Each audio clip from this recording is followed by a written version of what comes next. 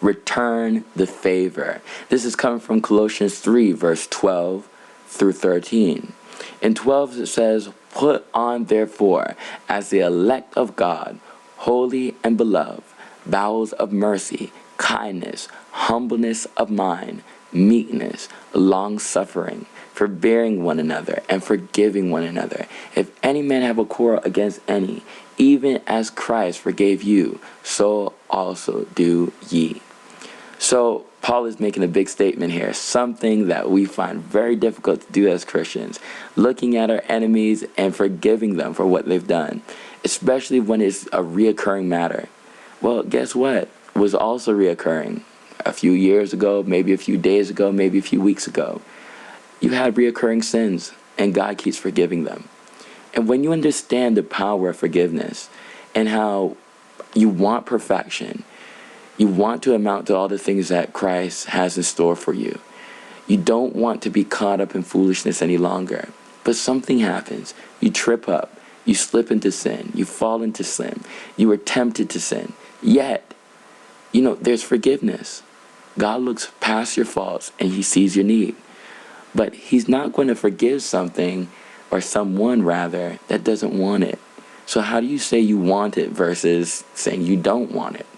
Well, simply by feeling remorseful, feeling bad about what you've done.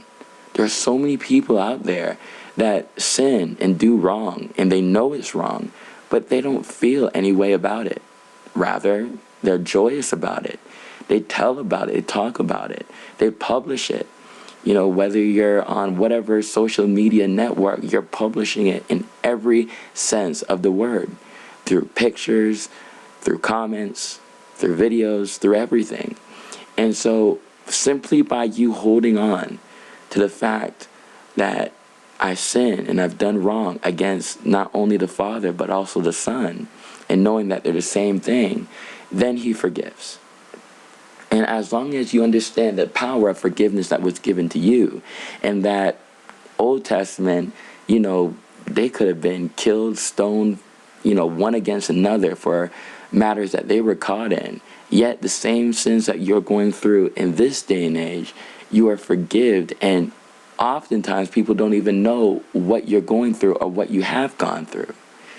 So in the same sense, return the favor to all those who are struggling.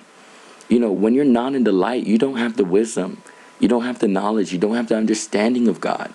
So you're like a child just going through life, doing stuff that pleases the flesh, not really understanding the meaning of to why you do it, but just doing it until your flesh can't do it any longer.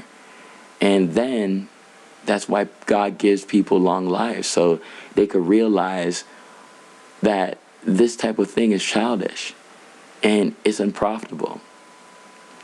So you could take away from this slide that the same way that Christ has forgiven you, just return the favor. Forgive someone else.